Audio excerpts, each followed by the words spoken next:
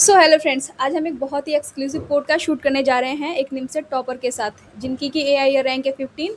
सो इस वीडियो में आज हम इनकी पूरी जर्नी के बारे में बात करेंगे। सो सबसे पहले तो अपना इंट्रोडक्शन दे।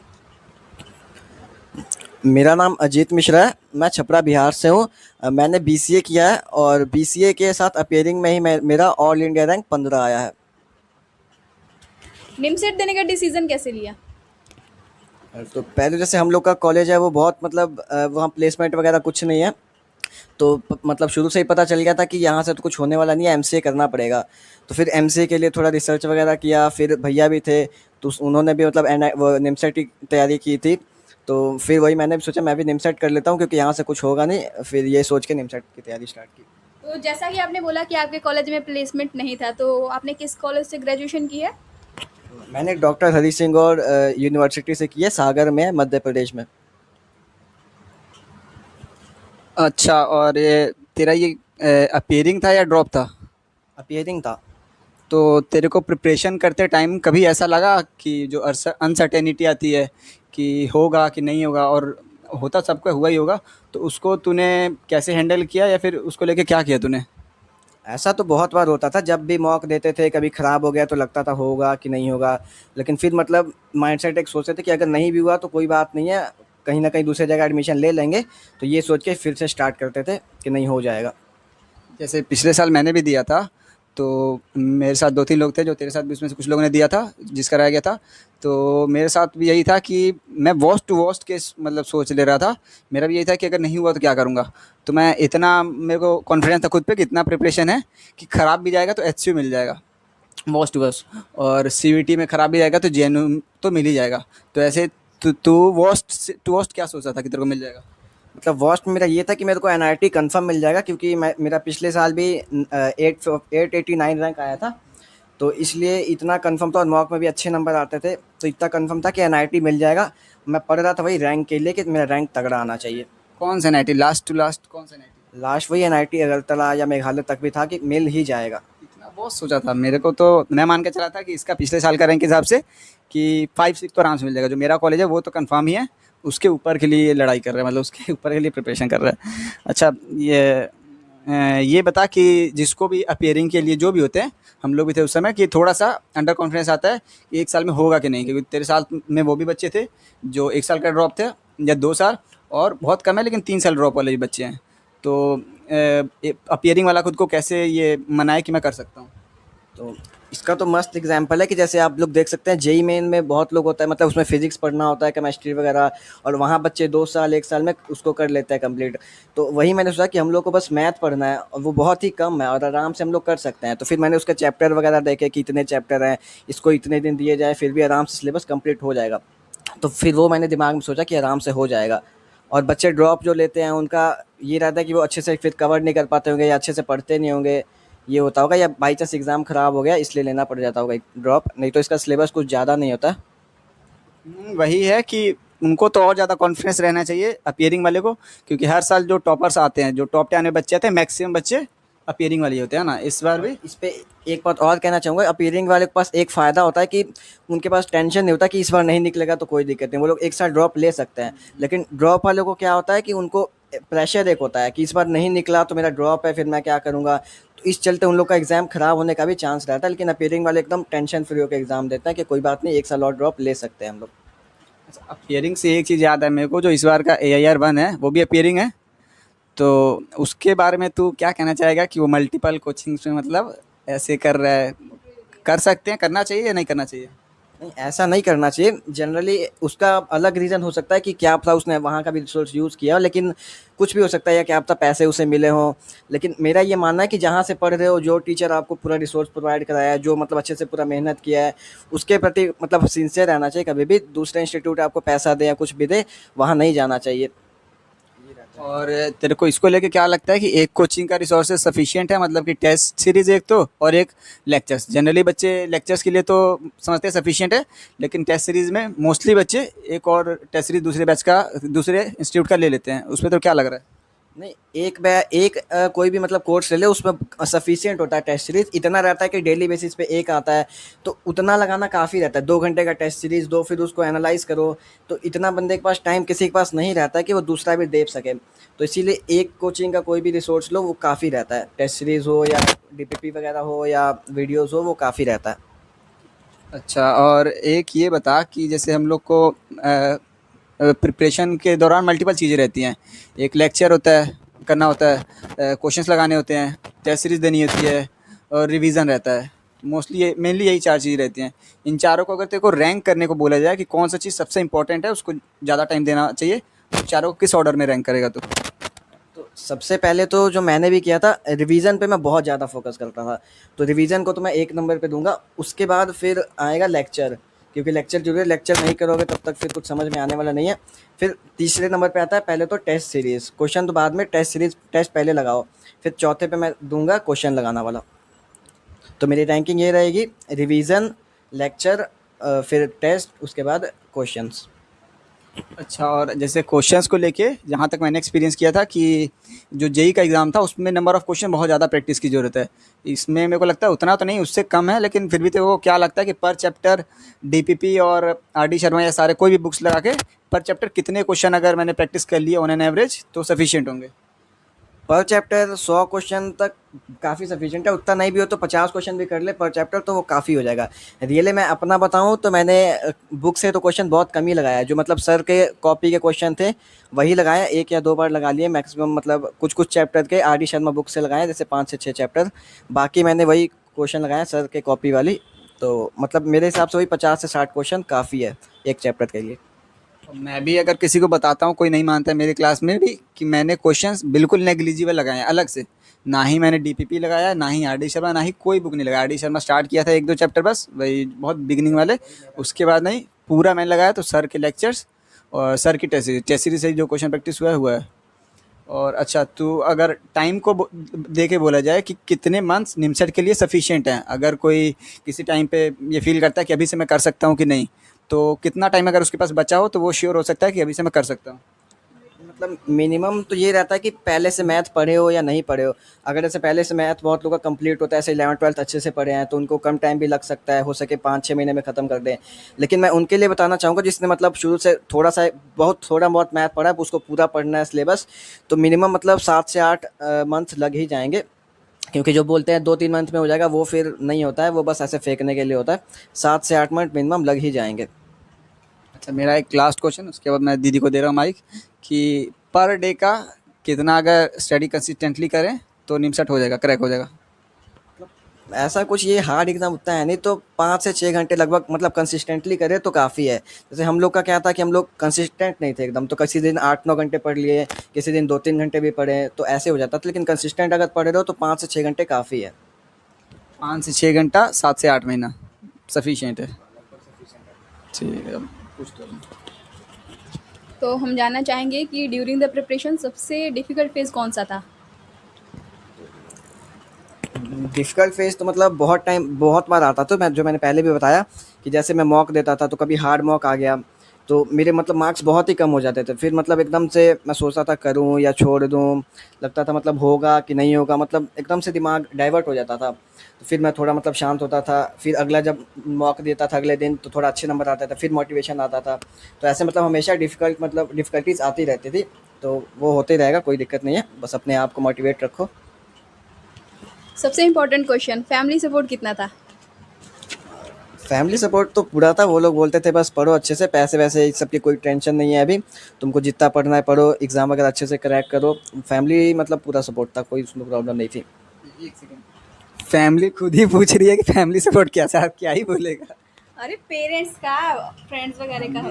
फैमिली, हाँ, अच्छा ठीक है। हम तो कैजुअल सेम ही है, इसमें कोई दिक्कत नहीं है।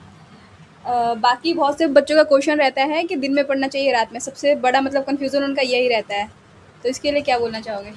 इसका तो सबसे अच्छा वही मतलब अपने हिसाब से देखो। जैसे हम लोग थे तो मैंने मतलब कुछ टाइम रात में भी पढ़ा है, फिर जब लाइब्रेरी जाने लगा तो मैं सुबह पढ़ता था। तो मतलब अपने हिसाब से तुम लोग देख सकते हो, तुम लोग रात तक जग सकते हो या सुबह उठ सकते हो, सबका अलग अलग रहता है। तो इसमें मतलब मैं कुछ कहना नहीं चाहूँगा कि एकदम यही प्रॉपर फॉलो करो, तुम अपने हिसाब से देख सकते हो। और जो ये सब्जेक्ट्स थे इंग्लिश, मैथ, रीजनिंग, कंप्यूटर, क्या इन सभी में सेम स्ट्रैटेजी थी? नहीं, सबका अलग-अलग था। मेरा जैसे रीज़निंग बहुत मतलब बहुत अच्छा है, इतना कह सकते हैं। मैंने मतलब सीयूटी जब दिया था बीसीए से पहले, तो उस समय मैंने रीज़निंग बहुत अच्छे से पढ़ लिया था। तो मेरे को इसमें मतलब 1 महीना भी नहीं देना पड़ा रीज़निंग के लिए। मैं मेन मैथ पढ़ता था क्योंकि मेरी मैथ थोड़ी-सी वीक थी, और कंप्यूटर का तो मतलब सर दे देते थे लेक्चर वगैरह 10-12 लेक्चर, थोड़े नोट्स वगैरह, उतना काफ़ी रहता है, उसी से लगभग आ जाता है। तो उसमें ज़्यादा टाइम नहीं, मेन टाइम मैथ में लगता है थोड़ा। इससे रिलेटेड ये एक क्वेश्चन है कि बहुत बच्चों को रहता है कि सिर्फ मैथ मैथ पढूँ तो हो जाएगा, या फिर 2 सब्जेक्ट पढ़ना पड़ेगा, या 3 या चारों पे फ़ोकस करना पड़ेगा, उसको लेके क्या? मेन तो ये था कि मतलब इंग्लिश तो छोड़ सकते हैं, वो 40 नंबर का होता है वो, क्योंकि उसके लिए बहुत टाइम देना पड़ेगा।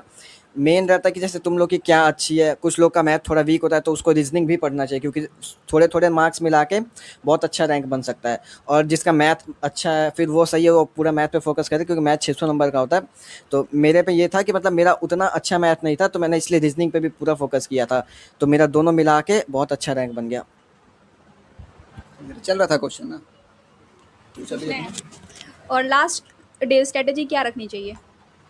तो लास्ट डे के लिए मतलब आपको पहले से प्रिपेयर होना पड़ेगा, शॉर्ट नोट्स वगैरह बनाना पड़ेगा, क्योंकि लास्ट डे आप पूरे मोटे मोटे नोट्स रहेंगे वो पलट के नहीं देख सकते हैं।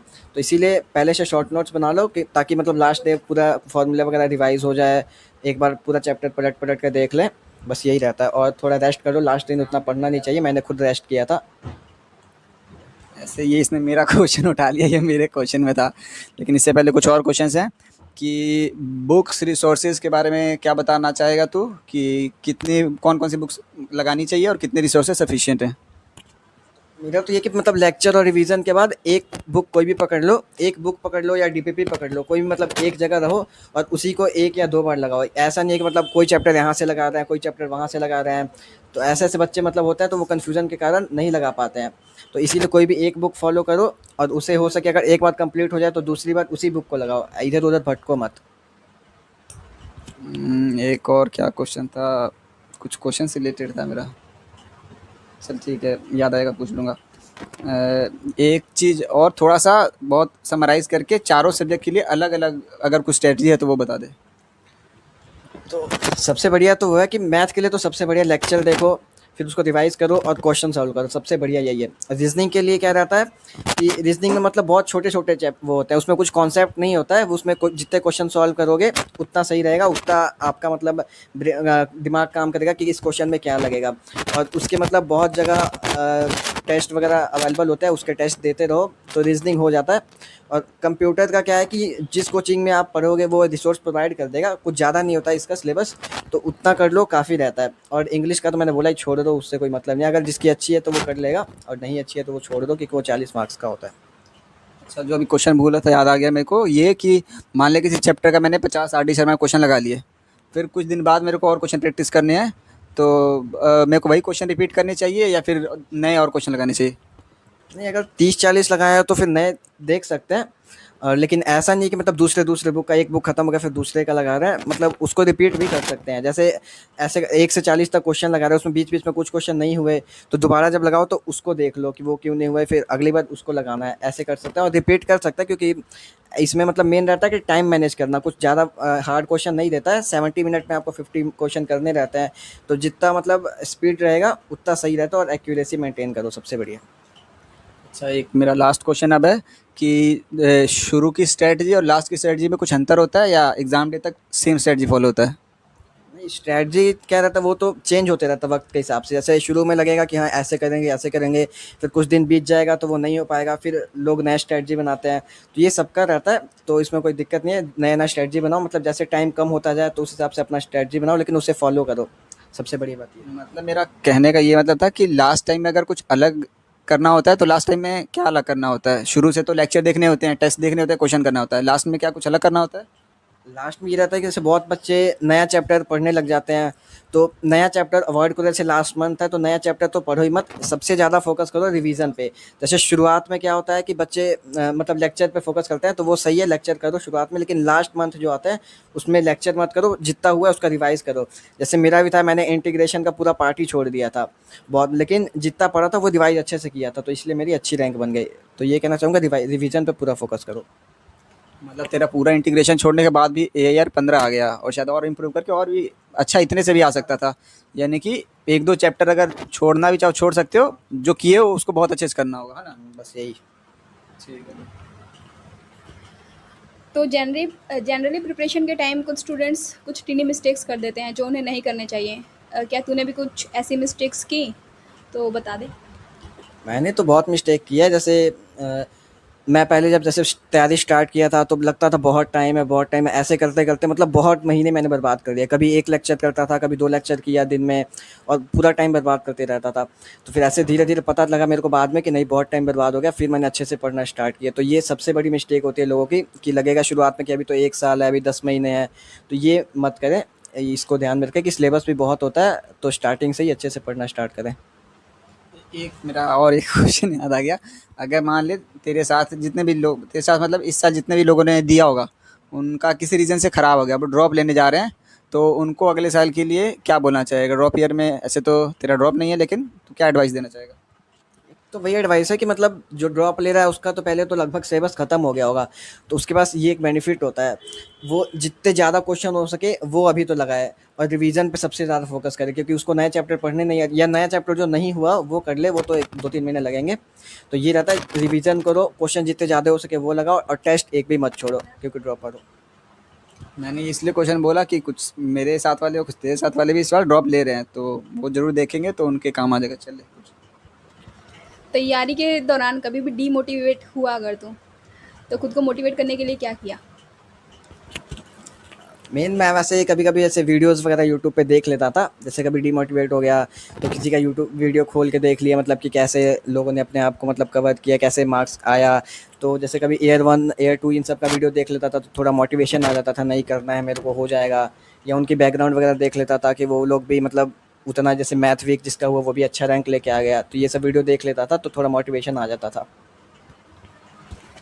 जैसे कि आजकल का ट्रेंड चल रहा है कि डीमोटिवेट हो गए, पैनिक हो रहे हैं या कुछ भी, तो काफ़ी सारे स्टूडेंट्स ऐसे हैं जो सुसाइड कर ले रहे हैं, या काफ़ी ऐसे हैं जो सोच रहे हैं बट लास्ट मोमेंट में खुद को संभाल ले रहे हैं। उनके लिए क्या बोलना चाहेगा? मेन सुसाइड तो कभी नहीं करना चाहिए, क्योंकि एक एग्ज़ाम है तो ये उससे कुछ तुम्हारा बिगड़ेगा नहीं। तुमको अपनी फैमिली वगैरह भी देखनी चाहिए, वो तुम्हारे लिए मतलब होप लगाए बैठे हैं। तो ये कभी मतलब सुसाइड का तो दिमाग में रखना ही मत। भले एग्ज़ाम ख़राब चलेगा कोई दिक्कत नहीं, अगला फिर एग्ज़ाम आएगा, नहीं हुआ तो तुम दूसरी जगह कहीं एडमिशन ले लोगे। तुम उसके बाद तुम मतलब हार्ड वर्क करो, अच्छा करो। कभी भी ये है कि हार्ड वर्क करोगे तो वो बेकार नहीं जाएगा, आगे आगे कहीं ना कहीं काम आ जाएगा। तो इसलिए सुसाइड वगैरह का तो सोचना ही मत कभी भी, क्योंकि पेरेंट्स के बारे में एक बार सोच लेना। रैंक 15 चेज़ करके कैसा फ़ील आ रहा है? मेरे को तो बहुत अच्छा फ़ील आ रहा है। मतलब उम्मीद इतना नहीं था, उम्मीद था कि मतलब 30-40 के आसपास आ जाएगा, लेकिन जिस दिन रिज़ल्ट आया मैंने खोला, एकदम से मेरे को दिखा रैंक 15। मतलब मैं अंदर से इतना खुशी हुआ, फिर घर वालों को भी सबको बताया तो सब इतना खुश हुए कि इतना अच्छा आ गया। सब मतलब मिठाई वगैरह खा रहे थे, तो बहुत मतलब बहुत खुशी हुई अंदर से।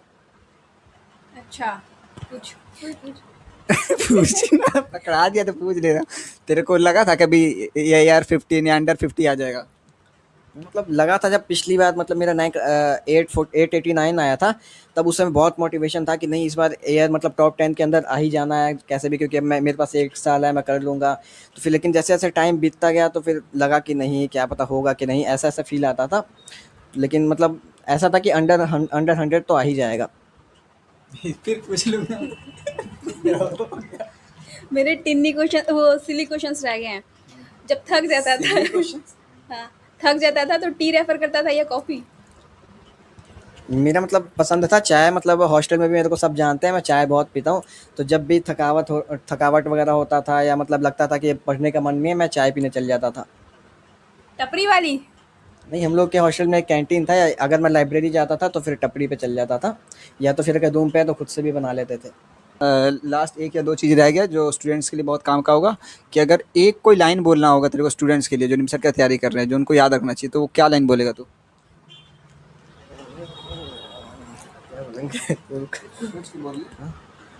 अम, हाँ, मेन तो वही है कि कंसिस्टेंट रहो, और आप समय मत बर्बाद करो। ऐसा मत सोचो मतलब कि बहुत टाइम है मेरे पास। ठीक है, तो फिर इंटरव्यू ख़त्म किया जाए। इंटरव्यू नहीं था, बस जस्ट कैजुअल टॉक ख़त्म किया जाए। Yes bro. ओके, तो ख़त्म तू ही कर। सो जैसा कि जानकारी के लिए हम आपको बता देते हैं कि ये भी लास्ट ईयर निमसेट टॉपर था और ये भी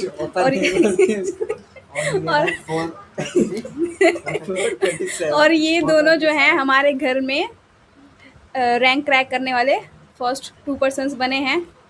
अब देखते हैं कितना ऊपर तक जाते हैं। कोई NITN क्या ग्रेजुएशन से ऊपर किसी ने कुछ स्टडी नहीं की थी। ले हो गया, तो इंटरव्यू को यहीं पे ख़त्म करते हैं और बाकी आप कमेंट्स कर सकते हैं। अगर कुछ पर्सनल इससे क्वेश्चन हो या मेरे से क्वेश्चन, किसी से भी हम लोग इंस्टेंट रिप्लाई दे देंगे। तो फिर दीदी मिलेगी, हम तो शायद नहीं मिलेंगे धन्यवाद। नेक्स्ट इंटरव्यू में या फिर नेक्स्ट वीडियो में।